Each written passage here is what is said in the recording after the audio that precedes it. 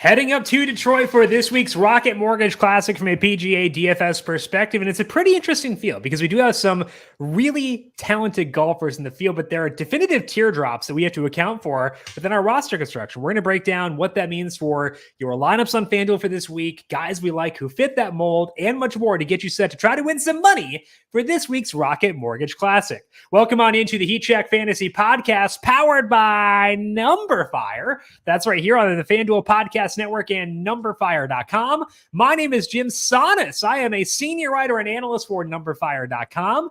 Joined here, as always, by Brandon Gadula. He is the senior managing editor of numberFire.com. Brandon, we got the Rocket Mortgage Classic coming up this week. Interesting fields. How are you doing today?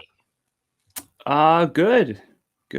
Tony Fenow got a win this past weekend. I was kind of watching some of the golf coverage. Had a little bit of extra work to do on Sunday to prep for Monday. Got some work done, and then I was like, you know what? I'm not working all night. I'm not watching the end of this golf tournament because Scott Piercy was out ahead, and so I went out and golfed myself, and came back and noticed that Tony Fenow had won, and I didn't know what happened. My DVR recording got all screwy, so I haven't quite seen it yet.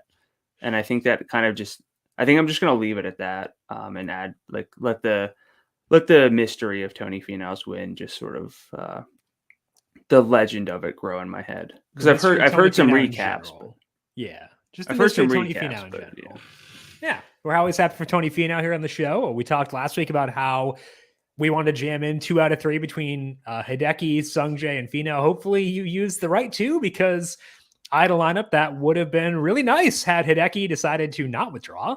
I think that's probably true for a lot of people based on the way things went. Our guy, Tom Hoagie, the B has been removed. He's back to Tom Hoagie, no longer Tom Bogey, beasting out up there in Minnesota. Now going to Detroit for this week for the Rocket Mortgage Classic. What we'll do for today is break down this field from a DFS perspective, let you know some unique parameters from a roster construction perspective once again, let you know about the course and much more to get you set for this week. First, a quick reminder to make sure you are subscribed to the numberFire Daily Fantasy Podcast feed wherever you get your podcasts. We, of course, are on Apple Podcasts, Spotify, Stitcher, Google Podcasts, you name it. You can find us there. And while you're there, if you like what you hear, leave us a rating and review. We, of course, have MLB DFS podcasts every weekday. We got NFL coming up just around the corner, along with UFC and NASCAR as well, in addition to these PGA DFS podcasts. Let's dive in here to Detroit Golf Club. It is a North course. It is 7,370 yards and a par 72. And we do have 3 years of course history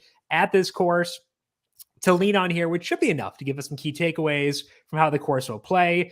There are 156 golfers in the field. The top 65 plus ties make the cut after the first 2 rounds. And the key for this week is that we are very close to the FedEx Cup playoffs. It's the second to last event, which means guys outside the top 125 right now could be scrambling. I'm not sure how much motivation truly matters because, you're probably going to play good golf regardless, but that could be a factor for this week for sure. Guys on the bubble may want to stay in there and stuff like that. So FedEx Cup stuff is at play for this week in terms of positioning heading into the playoffs. So potentially keeping that in mind as well. But Brandon, let's talk here about this course. Detroit Golf Club, the North course. We have 3 years of data. What have you learned when digging into the numbers from those first 3 years? Pretty bland course in terms of course stats that seem to matter. It's pretty easy to play for these guys. They don't necessarily have to be long off the tee, don't necessarily have to be hyper accurate, don't necessarily have to be the best iron players. I'm not calling it a straight up putting competition because there's a little bit more to it than that, but we see a big emphasis on strokes gained putting with how it correlates to in-tournament strokes gained. We see a de-emphasis then on strokes gained from ball striking, so off the tee and approach play, and that's kind of it's kind of our bread and butter. Honestly, we let the ball striking matter more each and every week, and I'm still having strokes gained approach as my top key stat. But if you kind of dig back in, and it might be a little bit misleading to look at the 3 winners that we've had. with Cam Davis, Bryson DeChambeau, and Nate Lashley going in, I guess, whatever descending order is chronologically. I don't know if the word would chronological, reverse chronological there, but Cam Davis, Bryson DeChambeau naturally gaining distance on the field. Lashley didn't, but these guys basically all putted really well. Davis not as nearly as big of an outlier performance. DeChambeau 7.8, Lashley 9.3 strokes gained from putting. Cam Davis a 3.1, but also gained 3.2 strokes from around the green play. So, the short game kind of was what separated them, and that makes it a little bit more volatile to sort of predict. When I think of volatility, when I think of a putting contest, though, I generally think of very crowded leaderboards with a lot of shuffling one way or the other. Haven't really seen that. We've seen some sort of runaway wins with a lot of distance. I mean, last year we had a playoff, but like Bryson was 3 shots over Matthew Wolff, who was 2 shots clear of third, 4 clear of fourth. Now I'm realizing that Bryson DeChambeau, Matthew Wolff, just both gone. But it's like you don't have to do anything well entering. You just have to like not be a disaster off the tee. Don't be a complete disaster with your irons. And if you can make some putts on these greens, then that's kind of what it comes down to. So my key stats, I really struggled to find I used to do 5. I narrowed down to 5. Now I have a hard time getting more than 3 because it's just, if you let strokes gain approach do the talking, generally one of the 3 or 4 driving stats matter. But for me, my key stats this week: strokes gain approach, strokes gain putting, birdie or better rate gained. And if I was really looking for a 4th, proximity from 50 to 125 yards. Seems like there's a lot more of these short wedges into the greens, and a lot of guys are going to be able to contend. It's just whether they bring it this week. So how much are you dinging guys who are not a course fit here? Because I love Will Zalatoris. We love Will Zalatoris in general, but the proximity box, that's not his desired range. He's not consistently a great putter. He's shown upside, I think, which is good in terms of putting at times, specifically in majors. He's shown upside from a putting perspective. That's not his forte. He is a ball striker's ball striker. So how much do we ding guys who don't fit what you're looking for this week? Because obviously we talk about typically course adjustments are minor relative to just being a good golfer. Zalatoris is a good golfer, but doesn't fit the course. So how much are you changing things for guys who don't fit that? It's honestly less of a change and more of a difference in how I view them relative to other golfers with, similar salaries or betting odds or whatever that specific conversation is. I mean, for us, we're primarily talking DFS here, but we have Will Zalatoris with a salary of $11,800 this week. Tony Fenow, $11,900, obviously coming off of that win. Patrick Cantley, $12,000. So I could probably put a big gap between those 3 and the rest of the field. However, Cantley stands out so much more because he's such a better putter than Will Zalatoris. I think most weeks I would talk myself into being higher on Zalatoris. But if you look at the putting numbers and just how important it is, and putting is not random. I've done some research on this. It's not completely fluky. You can kind of see who's ready for putting regression. I tweet about this weekly. It's one of my 2 tweets that I do each week. So be sure to follow me for that. What's the other one? I don't know. There's I don't know. It just, you to tweet out here's my content for this week. That counts, right? Yeah, I never tweet out my other content, like football content, because I don't know. I just don't. Yeah. But, I think this week, we have, I know I said there was a top 3. You could probably lump in Cameron Young and Max Homa and just call it a top 5, and then say there's a bigger teardrop from everyone else. Of those guys, Max Homa is by far the second best putter, if not the best putter. I'd rather have Cameron Young's putter than Tony Finau's or Will Zalatoris. So it's not like I'm sitting here saying, look, Will Zalatoris has no chance this week. It's more, his gap that he has in ball striking over Max Homa is not going to be as substantial this week. So I might as well lean towards someone who's a really good putter, like Max Homa. And that could come back to bite me. But like in that, I love Max Homa this week. He's one of my favorite bets. He's one of my favorite DFS plays. And it comes at the expense of Zalatoris, who just, I don't know how many putts he can really drill if Matt Kucher, Kevin Kisner are also putting from the same distance, consistently, because that's what the course requires. Like, I'd rather have their putters. Not to belabor the Zalatoris thing too much, not to stick on it too long, but we have seen him have spike weeks from a putting perspective. Is that mitigated by because like you talked a lot about how his lag putting was really good and that helped him do well in majors. Is that mitigated this week? And does that make you de-emphasize the spike weeks he has had? So if you look at Zalatoris in terms of his putting splits, he is in the 36th percentile in this field in putting from within 15 feet, and that's the more consistent bankable range. He's pretty good from within 5 feet. Tails off from there. He's about field average in terms of lag putting, so from over 15 feet. But, he consistently sort of loses strokes putting long term. He does have spike weeks at a rate that's reasonable. But if you look at the putting from within 15 feet, which is the money bankable sort of putts, he just doesn't stack up well. And so the difference for me in a major is a lot of guys aren't making birdies. Sure. They're going to be having some longer putts, just tap ins. That mitigates things for Zalatoris, who can just tap it close anyway. Because it doesn't matter, like if you miss a putt by an inch or 2 feet and you make the par save or the bogey save, whatever we're talking about here, like that's all the same. If you need to make that birdie putt from 12, 15 feet, like that's not really what Zalatoris does well. So of course, after all this, he's going to go out and win by like 4 shots. We've seen sort of some breakthrough winners here. It would make sense that he just decimates a course like this. But if you're talking about predictiveness, like Max Homa, Cameron Young, like I guess Cameron Young's probably the best comp there because they're both young guys, haven't won on tour yet. I would rather have Cameron Young's putter. I'm still gonna like Zalatoris. I know we had this long conversation, but I'm still gonna like him. Just as a heads up there. And I'm not talking you out of him. I know you're not going to. A little bit lower. Yeah. I'm strong-willed, bruh. I'm not going to try. I'm not going to try. Not deviating because of you. Come on, get out of here.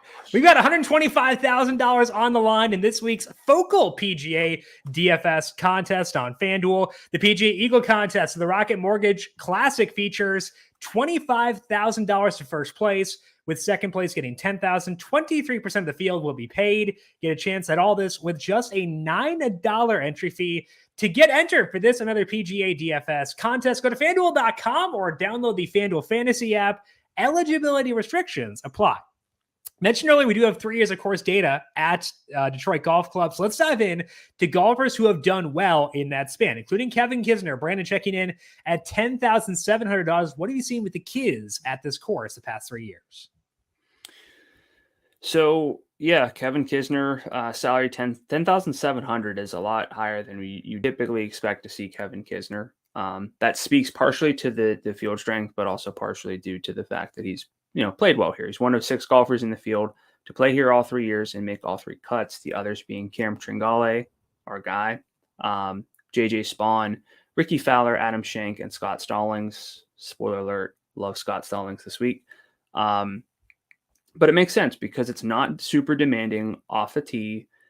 Again, it's largely has been a putting competition. That could change. It could, we could see a golfer just be so good tee to green and have like decent putting. Again, Cam Davis last year, just 3.1 strokes gained putting, but I don't know that that's really going to be the case this week. So Kisner makes sense. Finished 46th at the inaugural season of this.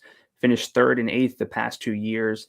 He has the highest total strokes gained, along with Tringale, among golfers in this field at Detroit Golf Club. Recently, he's been Kevin Kisner, 73rd in this modest, sort of lukewarm field in ball striking over the past 3 months, according to Data Golf.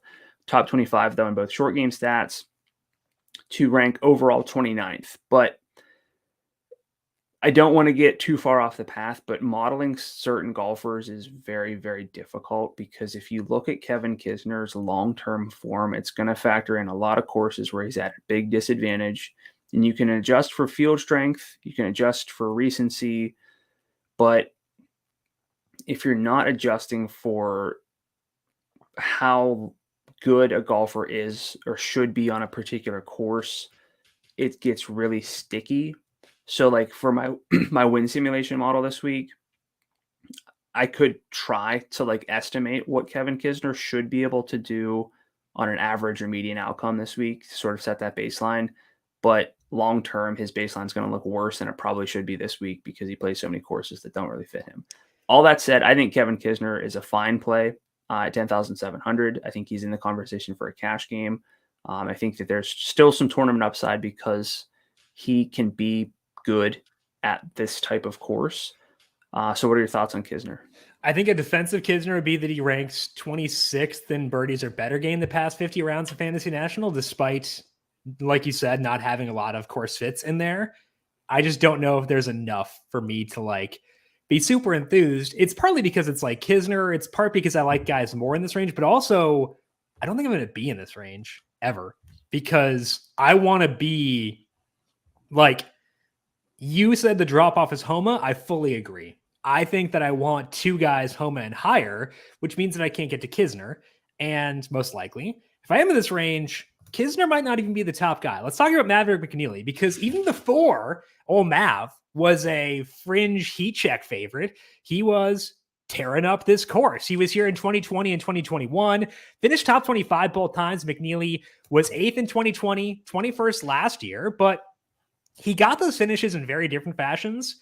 He relied on the short game in 2020, and last year we saw McNeilly feast off the tee. The problem is that McNeilly's irons are not on right now. He is down to 86th in the field in approach to past 50 rounds per Fantasy National. His field adjusted numbers are underwhelming, I would say. So, good history at this course. But Brandon, due to the irons, has Mav gone from a heat check fave to a heat check fade at $10,400. I mean, he's fine this week. It was never really the irons that got me in on McNeilly. Like, they kind of trended up a little bit, but it was just sort of that he did everything well enough. And so for a course like this, a field like this, checks enough boxes, makes enough birdies, gets into enough chances, has good underlying putting data, great on bent grass. It's bent grass in POA this week, but he's fine. I don't necessarily know if I love him more than, this could be stupid, but Denny McCarthy, Cam Tringale, Russell Henley. I would take any of those guys over McNeilly this week. Okay, so that's kind of where you're coming from this. I'm coming from like that. I actually do think the irons are a bit underwhelming, and that's part of why I don't want to be there. But again, he's 10-4, and I need to save as much salary as I can.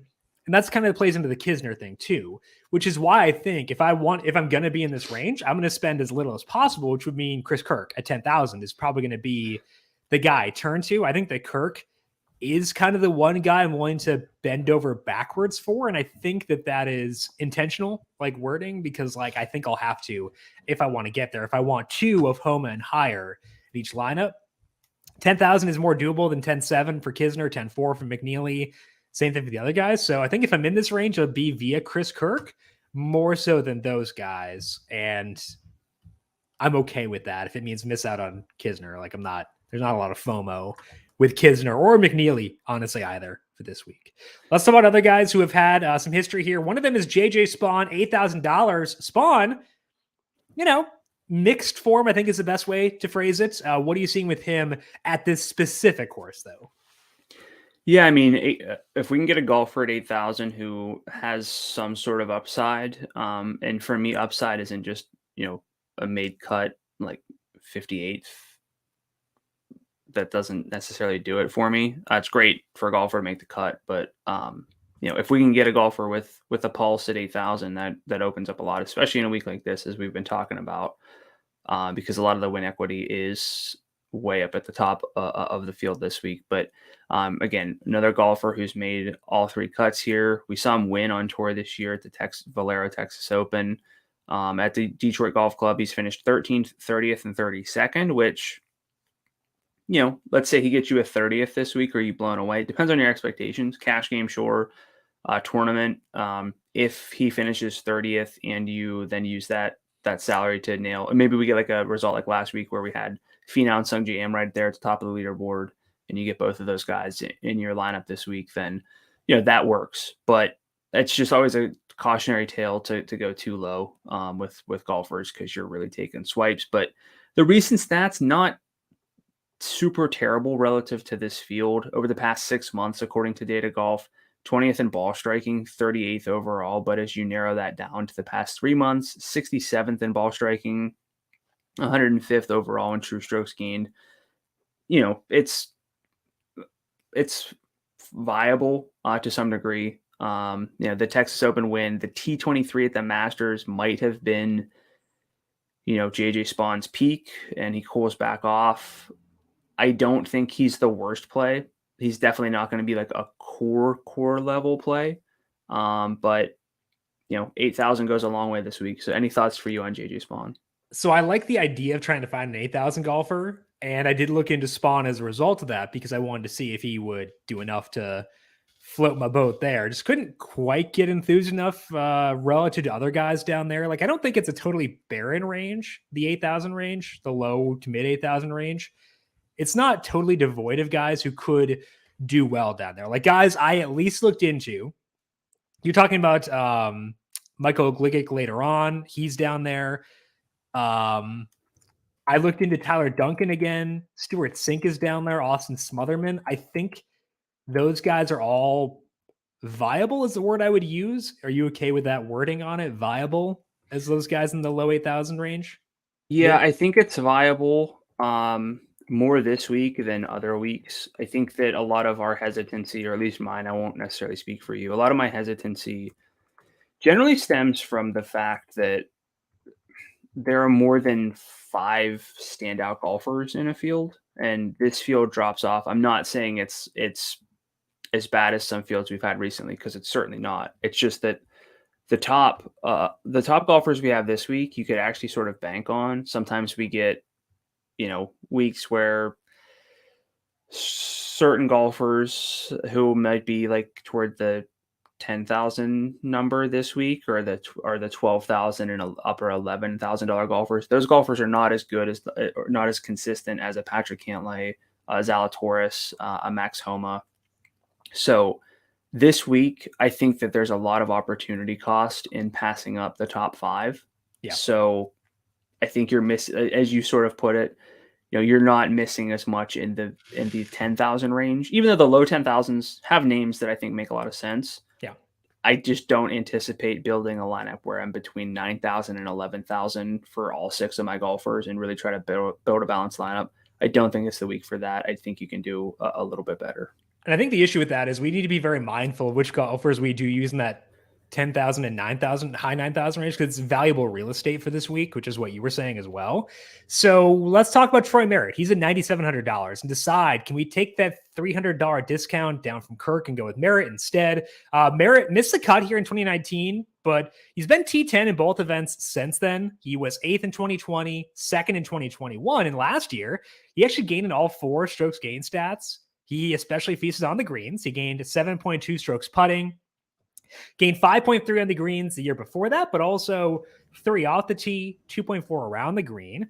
Merritt's overall game has not been perfect recently, but he started to have spike weeks with the irons. He lit it up at the Scottish Open and the US Open. He was solid there last week at the 3M Open too. So he's showing spikes, showing upside recently in tougher fields. Is that, combined with the course history, enough to put you on Merritt at $9,700? It's one of those where it's not enough to take me away from Merritt, but I'm not seeing enough to sort of prioritize him. Sure. Great bent grass putter, bent grass and POA. Those are my splits this week. Great lag putter, great short range putter, combined one of just the best expected putters that we have in this field. Is putting above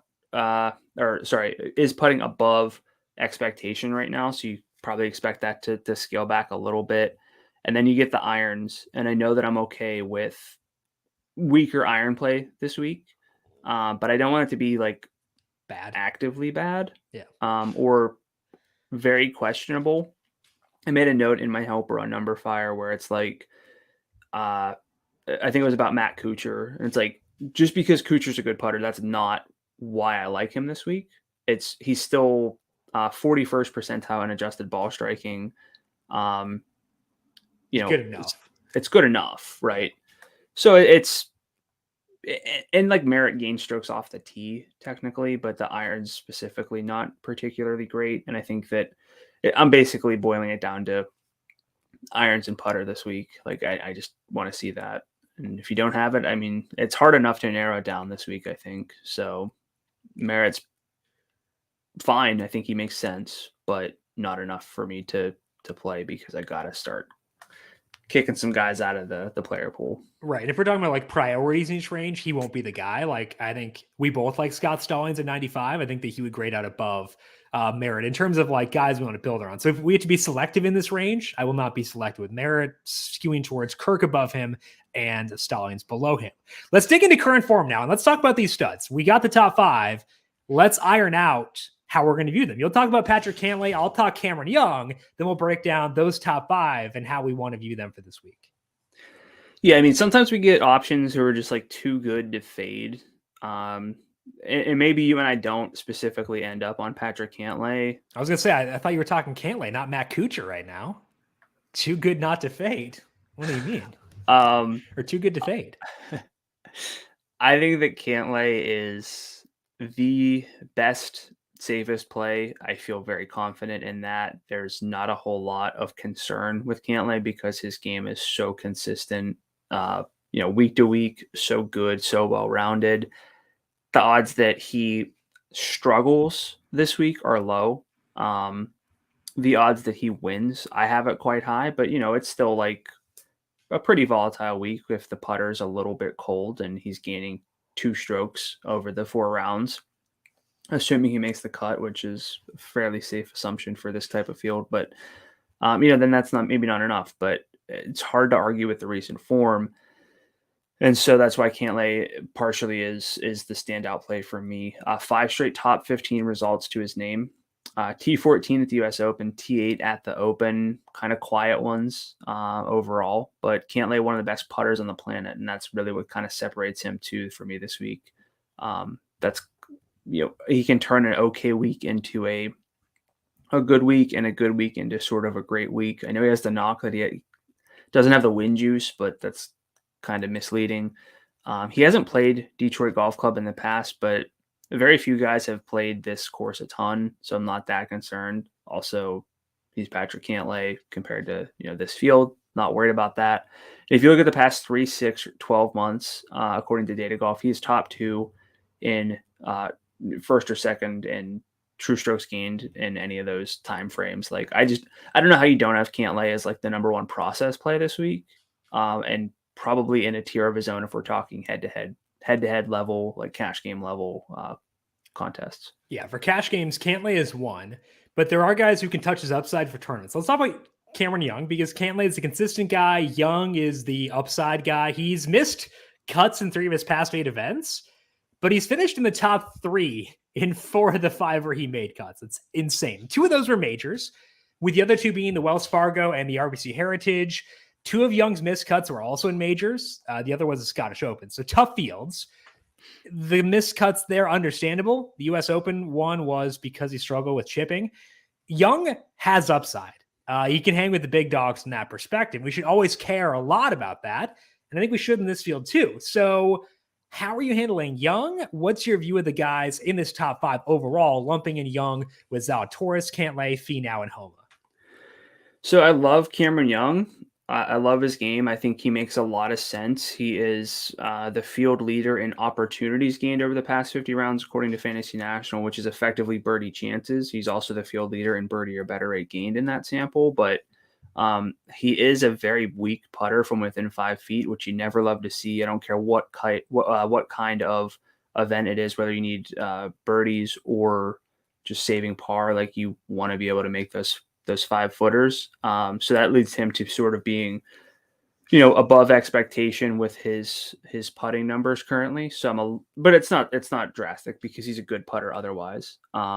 So it's nothing like specifically against Cameron Young. I would rather have Cantley and I would rather have Max Homa. The Homa love could be a little bit over-eager, but you give me Max Homa's putting versus either Fenow, Zalatoris, or Young. I'm going to take Homa basically 10 times out of 10. So that's what's separating me, because Homa's ball striking is really good too. So I would rank them Cantley, Homa, probably Young, Fenow, Zalatoris. Really? No, I'd probably put Fenow last, honestly. His putting is way worse than Zalatoris's. I think so. Like, if I'm tearing out these guys from like a pure ability perspective, I think Zalatoris, Cantley are in a tier of their own. And sure, you don't get fantasy points based on talent. Yeah, you do. But like, that's what I'm saying is, if I'm downgrading Zalatoris for course fit, I can't downgrade him more than a full tier. That's what I'm trying to say. Sure. So to me, I think it's Zalatoris, Cantley 1-2, with Cantley being 1, Zalatoris being 2. And I'd be okay pivoting to Zalatoris if I thought that Cantley were going to be a lot more popular based on his salary, based on his win odds. Your research has shown Cantley probably will be. So Cantley, I will note that he has fewer tags than Zalatoris on FanShare right now, which is kind of weird. Cameron Young is by far the most. But so I think, to me, it's Cantley 1, Zalatoris 2, Homa 3 due to the salary, due more so than a lot of things. Young 4, Fenow 5. Weirdly, Fenow's last in tags of that top 5, despite winning. It could be one of those things where like, oh, no one wants to talk about the most recent winner because like it's too trendy. I think because of something like sort of your idea, so I'm giving you credit for the idea, and we looked into it, and there wasn't really a win bump that occurred. Yeah. I mean, like, I think that's probably the reason it happens. People are smart enough to know you can't just like use a guy because he won last week. That'd be my guess, but I don't know. That's where I'm at. We got a question from Deacon to the Legend. Asking about Cantley or Cameron Young for single entry. This is over on YouTube. We're streaming this live on YouTube as well, in addition to the DFS feed. I think that's a good question, because for single entry, roster rate matters more. And before I checked FanShare, I probably would have said, okay, go to Young, because he'll likely be lower roster, but Young has more tags. So I feel like there I just go process and go Cantley for single entry even. Would you agree?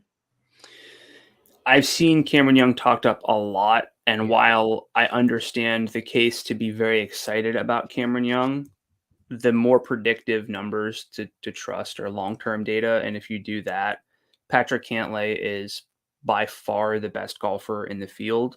I have him about 0.41 strokes per round with field strength and recency adjustments over the past year, better than Will Zalatoris. And Zalatoris is sort of, to Jim's credit, is a tier above the rest in terms of long-term strokes gained. So in my win simulation model, I have Patrick Cantley around 11.2%, Cameron Young 4.1%. I think that's too big of a gap to sort of overthink it in single entry. Of course, this feels like I'm talking about a major with the top 5, because like I don't have a strong preference with anyone in the top 5. But if I'm picking one for a head-to-head or a single entry, which I don't treat exactly the same, I don't want to make that mistake, but it's got to be Cantley. I think if I were looking for a pivot off of Cantley for single entry, I would look towards, depends on where Zalatoris comes in terms of like sentiment on him. If he's going to be heavily less rostered than both Young and Cantley, I pivot to Zalatoris. That'd be my thought there. I know you're lower on him than I am. That's fine, but that'd be my thought process there. Let's talk about another guy in the 8,000 range who could potentially give us more flexibility to load up on two of those top 5 guys. That guy is Michael Gligic. He is $8,200. Brandon, what are you seeing with him right now? Yeah, maybe. I don't think we probably ever mentioned his name before because I had to make sure the pronunciation was right. Because I can't always go off the broadcast either. Sometimes it feels like they get it right. Just sometimes it's a little wrong. But I also need to ask you: is this a home game for the Canadians at all? Can we stretch it that far? If it were in the UP, you might be able to convince me, but it's not. All right. Like, I don't think Detroit's even like in the northern part of the state. I don't think Where it is. Detroit? I hope it just says Michigan. Well, I said in Michigan. Oh. Where is Detroit in Michigan? Let me pull out on this. Yeah, I'm still looking. Don't go yet. I had to answer this question. We overlooked the Tom Hoagie home. No, we did. Okay, I did. Oh no, you're right. It is because like Detroit's right across the river from a Canadian thing. Like there's a Canadian inlet. Isn't it like halfway up the state? Well, yeah, but like I'm talking about to the east. To the east is Canada. Yeah. So yeah, full on Canadian home game this week. Okay. Wow. Okay. Pendrith, like are we just all in on Taylor Pendrith right now? Like what's the breakdown? I need to adjust. Oh baby, we got Mackenzie Hughes in the field. We got Gligic, Adam Hadwin, Adam Svensson. Okay. Nick Canadian Taylor. stack. Let's go. That's all I needed. We're good. That might be it. I had no idea Detroit was so close to Canada. Roger Sloan. I grew up in the Midwest, and I had no idea this is the case. Terrible Midwesterner. Yeah. Terrible. Yeah, you are. It's also like Denver's pretty. It's closer to the center of the country than you think it is. Oh, yeah, I've said this before. I thought you meant to Canada. I was like, I don't know what was going on when you were in Colorado, but you were mistaken. You were not in Colorado. Okay, so let's talk about Gligic. All right, 6'4" Canadian menace. That's what I got. Let's play him this week. I'm in. That's all I got. That's all I need. We're in. Let's go. He's on a bit of a tear right now. 8 straight made cuts. Notable finishes in there include a T24 at the Mexico Open, T10 at the John Deere, T21 at the Barbasol, T16 last week at the 3M Open. I know I joked that he's a menace, but like statistically, it's a very bland profile.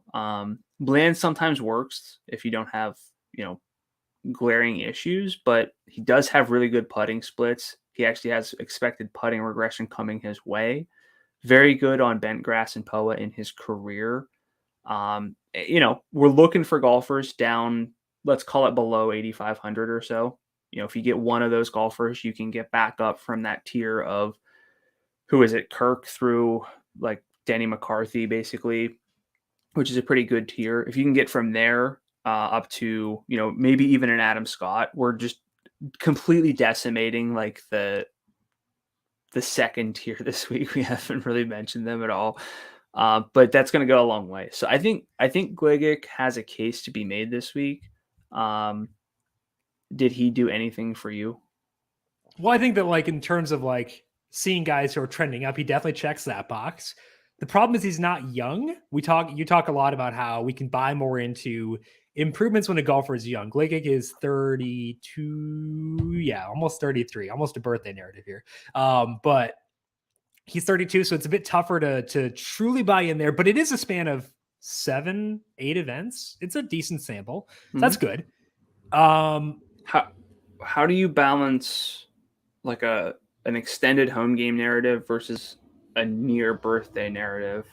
Well, he's What's the more than a month there? off. He's more than a month off of his birthday. I don't know what his actual birthday is, but like he's 32 years, 10 months. So okay.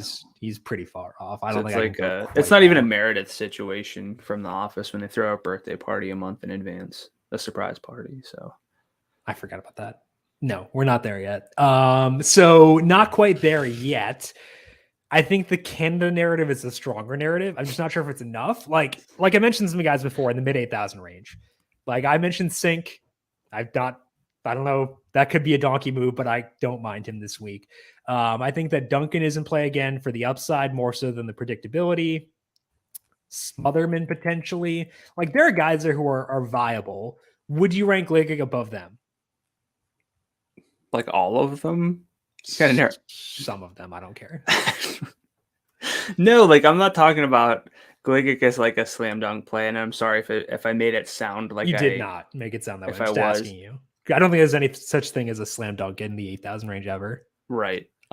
He's just sort of an option. If you look at the long-term form, he's almost a complete write-off, but yeah, I did some research into stabilization rates in terms of the strokes gain stats. And so, roughly 12 rounds for ball striking, 24 rounds for short game is whenever you can probably believe that they'll resemble a 100-round sample. I've been noticing Tony Fenow he's the true menace in this conversation. He's at like a 3.37 now because he's just been so good, and I've been aware of that, but last week I wasn't quite there. But Gligic actually second in the field, but this is not adjusted for field strength. It's just raw numbers, which is a big concern because we've had some of those weaker fields in here. But if you want to buy into a small sample, I think you could do a lot worse than Gligic, who at least has the putter to sort of back things up. And, he has a path to upside, which is not always evident for guys in that range. I think that's enough to consider him for this week. Let's talk here about a guy we've referenced a couple times in Scott Stallings, $9,500. And he's taking advantage of some non-elite fields recently, and his salary is still pretty reasonable. Stallings finished 8th at the Travelers, 4th at the John Deere Classic. Before that, he was also 4th at the Charles Schwab Challenge. He had missed cuts in tough fields before and between those events, but this is not really a tough field. Stallings primarily did that via elite approach play, but he's generally pretty decent on bent grass. He makes birdies despite struggling off the tee. So what is your interest level in Scott Stallings here at $9,500? Love him.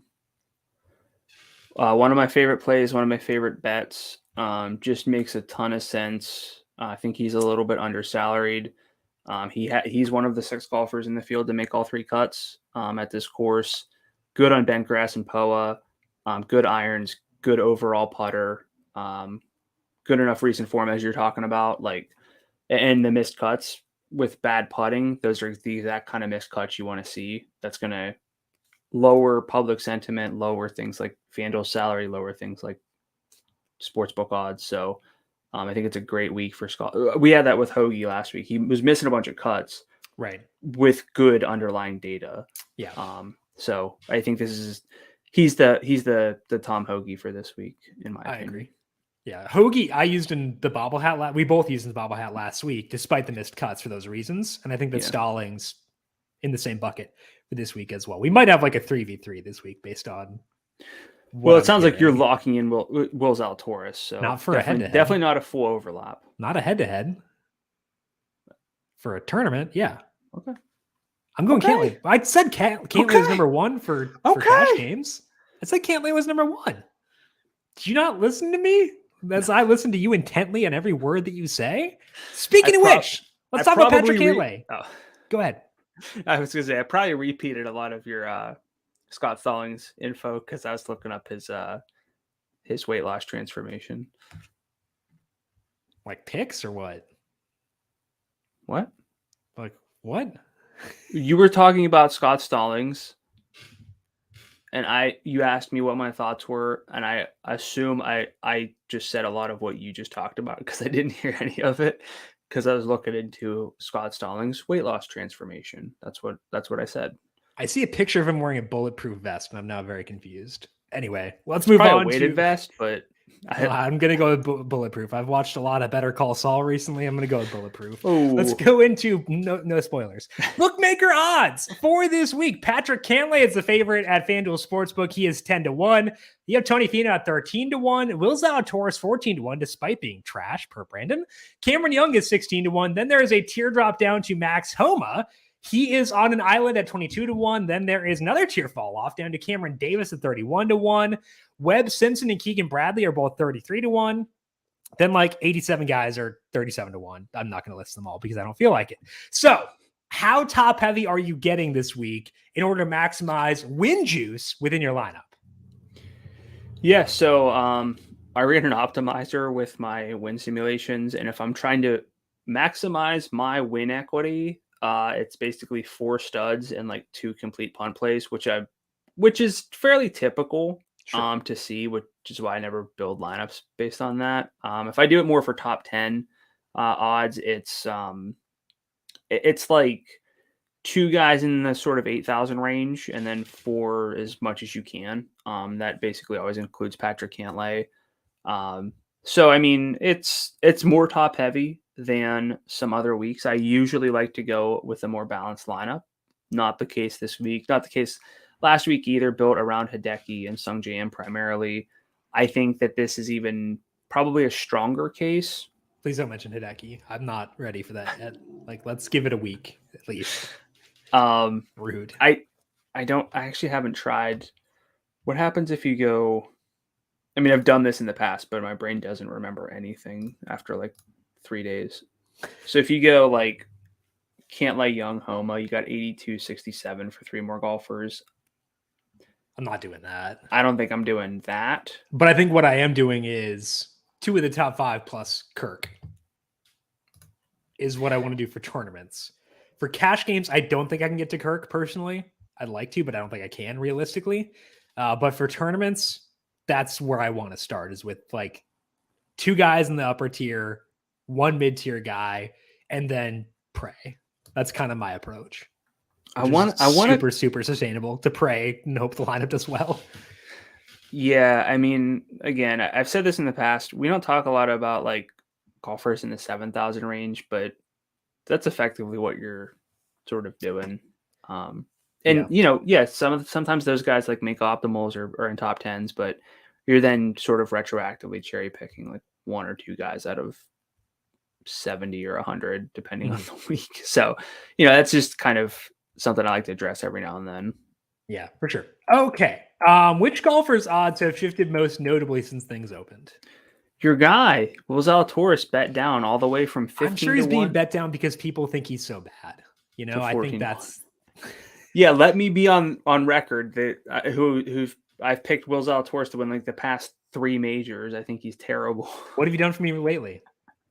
Just asking. I'm just asking questions here, Brandon. I'm just asking questions. Does Jim hate Patrick Cantley? That's all I'm asking. Is he Cantley or can't play this week? Which one is it? Yeah, boy, I'll say. You and me both. 2 heat check favorites here. Maverick McNeilly, Cam Tringale from 42 to 37. Homeless Mark Hubbard, 60 to 45.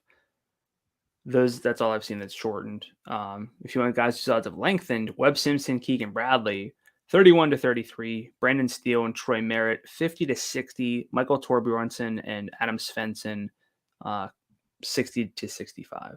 Is it weird we've not talked about Webb, given that driving is not as big of a thing this week as it usually would be? I know that like he had that weird stretch where things weren't going so hot, but then he did become relevant for a bit. Has it been bad enough recently where you're just off? So I've been buying back in to Webb recently. Like I've been trying to take advantage of like Webb sort of rounding back into form. I did talk about him indirectly whenever I kind of joked that like we're just glossing over the entire, let's call it the second tier behind those top 5. There are some interesting names there this week with Cameron Davis, Keegan Bradley, Webb Simpson, Davis Riley, Sahith Theegala. Probably throw Kisner. I think Adam Scott's a good play there too. But they don't do enough compared to the top 5. They don't save me enough salary compared to the low 10,000 range. I just think that they're going to sort of be in no man's land. And if you really want to get weird without being like careless, you could build around those guys. It's hard because you're not saving enough salary. Right.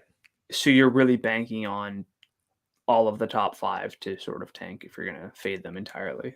Yep. Okay. Which lower salary golfers have odds that stand out to you? Canadian Nick Hardy, 65 to 1. He's 9,000 on FanDuel. Alex Smalley, who eventually is going to like pick up a win, and I'm not going to play him that week just because that's how it works whenever I buy in too early. Ricky Fowler, big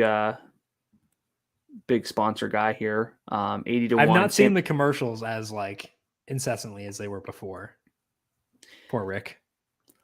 Luke List, also 80 to 1. Oh man, we're valuing short game this week, baby. We need good putters. I think it's the week. His putting splits kind of break my sheet with how like because I used the blue for like cold. How blue it is compared to everyone else's. It's unbelievable. Mackenzie Hughes, Patrick Rogers, CT Pawn, your boy from last week, Doug Gim, Callum Tarrant, Trey Mullinax, all 80 to 1.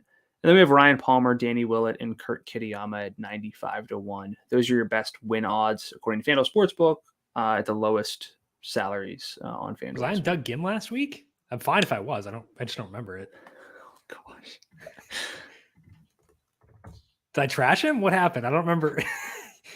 You said you can't remember past 3 days. You're expecting me to remember 7 days. Well, he was in our head-to-head lineup, or your head-to-head lineup against me. Finished 16th last week, despite losing strokes from approach. Doug Gim lost strokes in approach?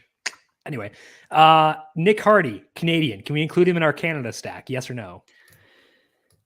Sure. I mean, I think it's like 7 deep, maybe 8 deep for the Canadians. So probably want to. Roger Sloan, we forgot him.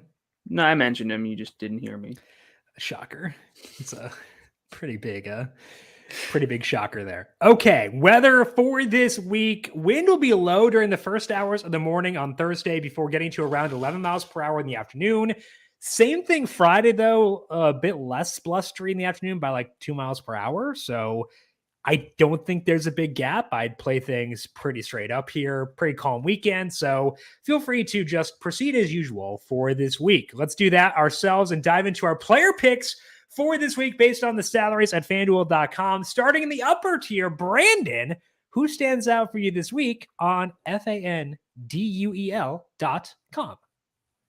Patrick Cantley. He is the best play of the week from a process standpoint. Has the highest upside as well. By far the best win odds according to my simulation model. You know, this event could be volatile because it's reliant on putting to some degree. That said, his putting is quite good and quite consistent overall. Actually, his putting in majors is kind of like what is bad. So that's something to keep an eye on for. I'm already looking forward to next major season. I can't help it. But I think he works. He's not Canadian. He's from Northbrook, Illinois. Well, Data Golf has the Canada flag around. For Hardy? No, it doesn't. Yeah, Nick Hardy. We're looking at different guys. Nick Taylor. Yeah, I keep seeing Nick Taylor. I'm saying my uncle was from Northbrook, so I have to use Nick Taylor now. Or Nick Hardy. Sorry, Nick Hardy. You're screwing me up. It is a big mea culpa. I apologize. Midwest narrative for Nick Hardy, by the way. That makes it even stronger than the Canada narrative because it's not in Canada. So I know Nick Taylor's Canadian. Shout out Northbrook, Illinois. Nick Hardy, guaranteed winner this week. That's more important than your Patrick Cantley notes. Yes. Sorry, Nick. Sorry to all the Nicks, honestly. No, sorry to Northbrook. Let them reclaim their golden child. I think the Kraft Nabisco thing is there too. Kraft Nabisco. What's the headquarters? Is that the word I'm looking for? Where are they? This is one of our most derailed shows that we've ever done. Yeah, it's in Glenview, so it's basically there. So yeah, shout out Northbrook. Let's go, Nick Hardy. So to boil it down, Patrick Cantley, just the best golfer in the field. Whether this is a putting contest or someone kind of runs away with it, which we've sort of seen both, Cantley works on both of those. So I think that he is the number one process play. I feel like you and I can just say we have at least a 5v5 at best against one another because we're both playing Cantley. I think we're both playing Homa too. I think we're both playing Stelling. So it's a 3v3, man. I think. maybe you're different, but that's what I have. So Cantley for cash games, yes. For tournaments, I like Zalatoris. Let's talk about this here. He has struggled on bentgrass, but he has spike weeks. That's good. And the overall numbers, which account for him being a bad putter, are still insane. He leads the field in data golf's true strokes gained the past 6 months. And that accounts for the weeks he's torpedoed on the greens. It's because he's so good everywhere else. He ranks 6th in strokes gained off the tee, 2nd in approach, 3rd in birdies or better gained. He's had good weeks as a putter, so it's not as if he's an assumed negative. If he can just not suck, he could run away from this field. So I'm going to go Zalatoris in tournaments, assuming that he doesn't continue to track to be like number 2 in roster rate behind Young. We'll see how that turns out. But that's our man in Zalatoris. We talked enough about him. What? Final thoughts. I'm ranking them Cantley, Homa, Zalatoris. Boom. Love it. Talk to me about Homa as your number 2 higher salary guy.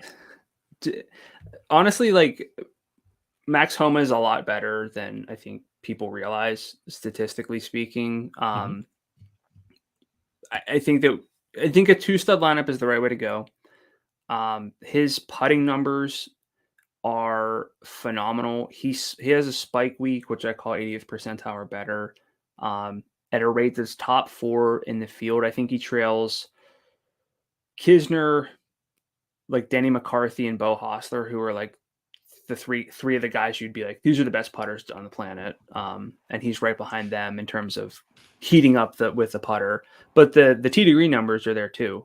Does that in more than half of his events over the past year. He has made 2 cuts already at Detroit Golf Club. I think that he's a great play. I think the salary is totally fine. I would maybe just balk a little bit at 11.5 and maybe think like, should I just play Will Zalatoris instead? But I think that I'm sticking to Homa because, and it's just sticking to my first thoughts here. It's like Homa is so good. The putter is so good. He's phenomenal. And I don't want to overlook that just because the salary might be a tinge higher than I had hoped. Yes, I think all those things are applicable. I think my bigger thing with Homa is that he's the final guy before a big tier fall off. And if I want to maximize win equity, it means I should probably maximize. If I want to do that, I should have Homa. I think that's the big pitch for me is spend as little salary as possible while still getting as much win equity as possible.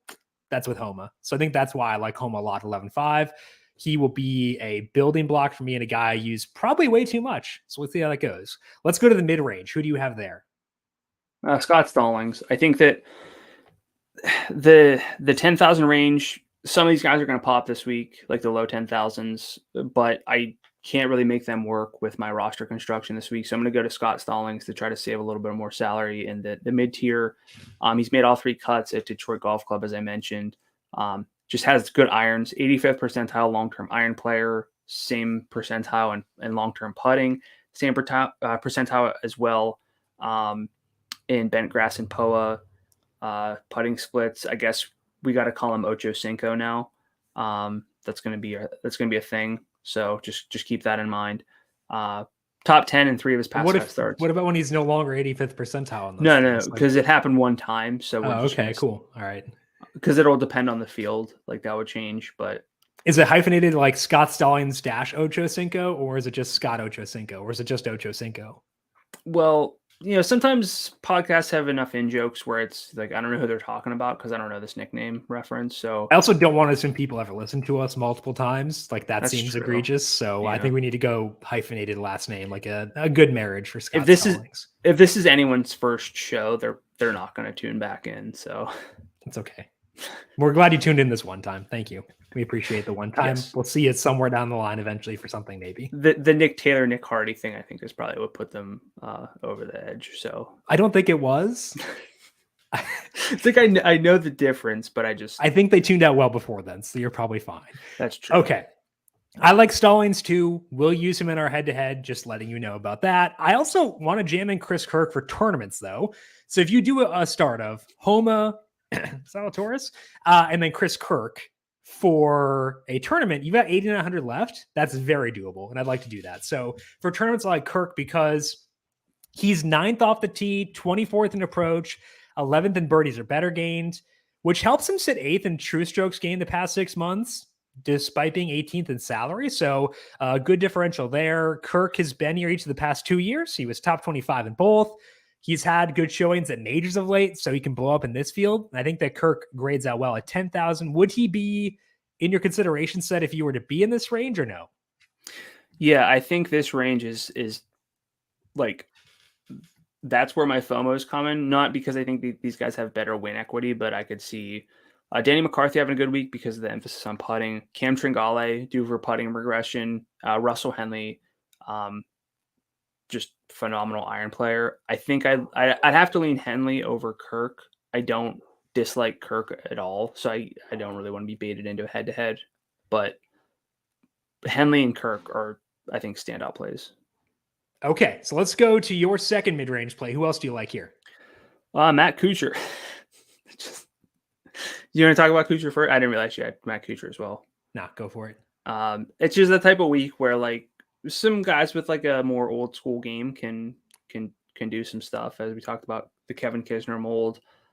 Just don't blow it like out of bounds off the tee. Get it on the green. It's not that difficult according to the historical data here. Data Golf's course table, very helpful for figuring out like what matters at particular courses. And then we have Kucher's putter, 94th percentile expected putter, very good on bent grass and POA greens. And again, it's not like, wow, this guy's the worst tee to green player in the field, but he putts really well, so it's a good week for him. He's still 41st percentile in adjusted ball striking, so there's enough here at 9,100. Saves a lot of salary. And, we've kind of seen Matt Kucher with the pulse recently in easier fields, so I think Kucher's a great play. He's 12th in Data Golf's true strokes gained the past 6 months for $9,100. And that's at a lot of like the Kisner effect, where he's at a lot of courses that don't suit him. That's not bad. Like, I'll take that every day. So I like Kucher a lot in the mid-range too. He's $9,100. I think, again, really good option. Honestly, for tournaments too, I think he has upside to justify that. So I like Kucher at 91. Let's go to the value tier. Who stands out to you there? A few more guys, or at least one that's more specifically in the Kucher mold, but Mackenzie Hughes, for sure Canadian, can confirm. But it's, again, it's like, it's the right sort of setup for Hughes, which we don't always get. That's why we don't talk about him very often. But, field average in iron play for the week, 91st percentile adjusted putting, 97th percentile expected putting based on his distance splits. Very good on this surface, 21st and 14th in his 2 starts here. Don't know what else you would want from a golfer at a salary of 8,900. It actually is kind of a hometown thing for Hughes too, because it's about, I Googled, it's 3 hours and 16 minutes from Hamilton, Ontario to Detroit, Michigan. So pretty close. Yeah. So that one there works. I prefer CT Pond though, despite the homecoming narrative for Hughes. Pond's 88, not great off the tee, but he can make up for it elsewhere. He ranks 23rd in approach, 28th in birdies or better gained. He's 47th in bent grass putting the past 50 rounds. Not awful off the tee, but not blowing it up there. Pond hasn't shown a ton of upside recently, with no finishes better than 24th since the Honda Classic. So probably a better cash game play than Attorney Guide, but I do think he has better upside than he has shown. I like CT Pond quite a bit, Brandon. Where are you at on him? Only golfer below 9,000 with 75th percentile or better adjusted ball striking and bent grass POA putting. So all in on CT Pond? That's not what I said, but sure. I said it. I said it, baby. Let's go. Who else do you like here as a value play? Patrick Rogers. I know we talked about Spawn, Gligic being viable. I think Austin Smotherman at 85 if you need to save more salary. But someone like Patrick Rogers makes a lot of sense. His big weakness is the wedge game. And if you're relying on the wedges, you're not probably doing enough to contend here. So not that concerned this week. Good distance-based putter, good long-term putting, good off the tee, and he had 3 consecutive top 35s before a missed cut at the Genesis Scottish Open, and is 2 for 2 making cuts at this course. So I think it's a pretty good week for Patrick Rogers. Again, there are other lower salary plays to consider, but if you're maybe building a head-to-head lineup and you can cap it more at like a Rogers range or a CT Pond, I think that makes a lot of sense. Yeah, I think that that would work as well. I would also consider Stewart Sink if we're going to go like with an old narrative. We'll go Kucher and Sink. I think that's just rank them by the oldest and pick from there. Does Data Golf have that? Does Fantasy National have like that where I can sort by age? I would do that. Sink might be more fun than what we give him credit for. He ranks 48th in strokes gained off the tee, 56th in approach the past 50 rounds. And that's good enough. It comes with good short game. He ranks 17th in bentgrass putting the past 50 rounds. He's 20th in birdies or better gained. He hasn't turned that into a ton of great finishes, but he had top 10s at the Valspar and the Wells Fargo. Could have had a great finish last week if he hadn't bombed as a putter. I don't mind Stewart Sink at 86. Brandon, talk me out of it. Talk me out of using Stewart Sink. Well, it's Stewart Sink.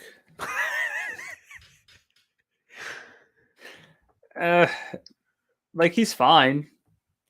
He's probably like better than fine for this setup. I think the big concern, you mentioned the putting. His putting has been supported by lag putting. He's pretty bad from within 10 feet, and that's crucial. So saying he's not sinking them. Hey man, you said it. Give yourself credit for that hilarious joke. Oh yeah, nailed it. Nailed it for sure. Okay, win picks for this week based on the odds over at FanDuel Sportsbook as of right now. Brandon, who are you locking in for this week? Max Homa for sure. Okay, love those odds. Oh, sorry, am I doing both? I'll put my money where my mouth is and go Zalatoris. I'll do it. Why not? Bleep your course fit. I'm gonna buy a shirt that says that if he wins. So I'm kind of between Cantley as like the chalk. I think that he's undervalued. My model has him around 8-1. Could pull a Jim here and go with someone that we didn't talk about, but I love him much more as a bet than I do for DFS given the salary, which is Adam Scott. At 37-1.